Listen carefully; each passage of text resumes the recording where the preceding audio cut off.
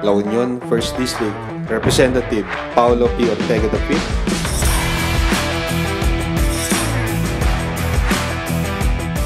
The name of the SDML has been floated around, si Kong Sandro. He's very much qualified, pero titignan po natin, mahirap naman po na magbato ng mga pangalan na tingin natin. Kasi alam nyo naman po sa majority sa House of Representatives, marami pong magagaling at marami pong qualified na sa kahit anong position. Siyempre, at the end of the day, position sa ka-title po yan, siyempre yung resulta ang titignan natin saka kung paano magtrabaho. So yun pa lang naman ang mga naririnig ko as of now. Sabi ko nga, naalala nyo nung time na nag-press con ako yung study pa more, naalala nyo yung time na yun. After that, nanatiling buhay yung talks ng impeachment, nanatiling buhay yung mga usapan ng impeachment.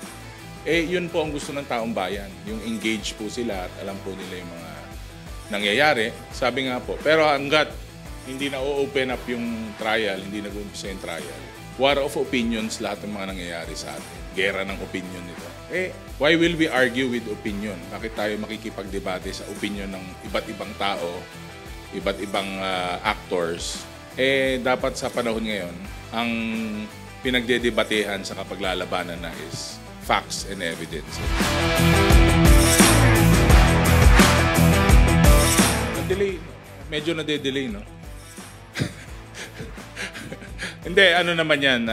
Kung ano man ang utos sa atin ng Korte Suprema, kung ano man ang mga kailangan nila. Well, the House, the Senate, di mag-comply tayo. Any kind of communication, any kind po na kailangan nila.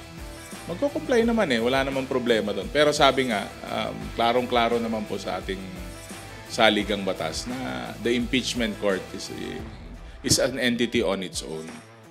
Kaya sabi ko rin po nung nakaraang ambush interview natin, the Senate will try and the Senate must try, no matter what. Well, nakita naman po nila yung nangyari nung nakaraan dahil hindi masagot yung mga tanong ng mga representative. So, paano mo i-grant yung proposed budget kung hindi mo masagot at hindi mabigyan ng linaw kung paano ginamit yung mga nakaraang budget? Ganun lang naman kasimple. So, it is what it is. But I'm still expecting something during the budget hearing or the briefings.